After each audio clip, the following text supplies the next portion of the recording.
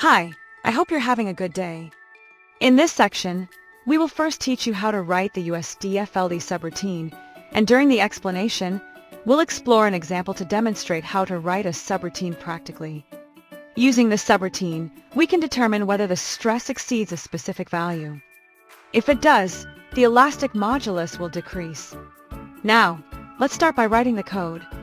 To write the subroutine, you can refer to the Abaqus documentation for the USDFLD interface and copy it into a blank file.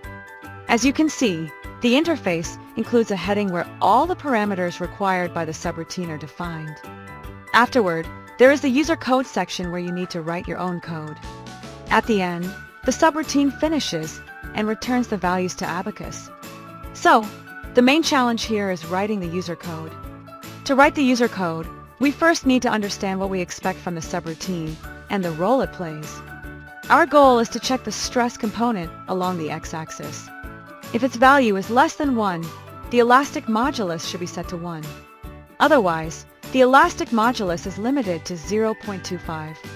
Such rules are typically used to define material stiffness in failure and damage problems. Accordingly, we present a simplified example here. But how do we implement stiffness degradation in subroutine?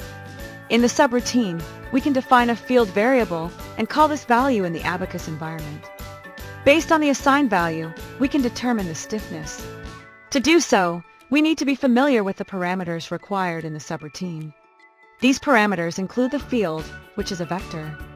Here, we only need to assign the appropriate value for it. The elastic modulus is then determined based on the value of this component in the Abaqus environment. The second parameter is the state v-vector, which represents the value set by the user. We also need to update this component in the subroutine if necessary, where its vector size is defined in the Abaqus environment. Another parameter used is kinc, which indicates the increment number. Using this parameter, we can assign a default value to the state variable if we are in the first increment. There is no need to update this component. It is simply used to provide information to the user in the subroutine. You might be wondering, what exactly is an increment? Let us explain. Imagine this is the timeline of the process. This is the starting point. The process begins and the first step is done.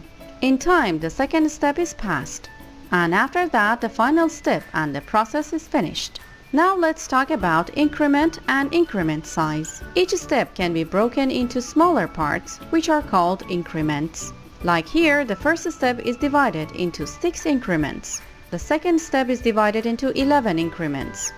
And the final step into 5 increments. The number of increments can be variable in each step, which can be specified by ourselves or automatically. This will help the software to solve the problem much faster, smoother, and easier. That was a general explanation of the increment and increment number, which I hope was helpful. I think you've had a bit of a break too, so now we can get back and explain how to write the subroutine. Another important parameter we need is the stress value, which, as you can see, is not included in the subroutine parameters.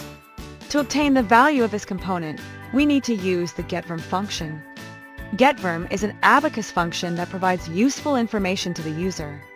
As you can see, to use this function, we can copy its command from the Abaqus documentation and paste it into the user code section of the subroutine.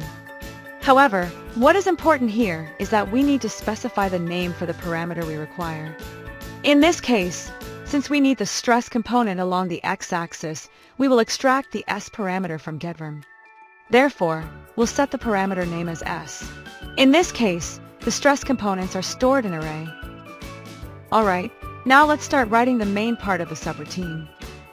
In our subroutine, we want to assign a value of 0 or 1 to the field variable, and based on that, determine whether the stress has reached a value of 1 or not.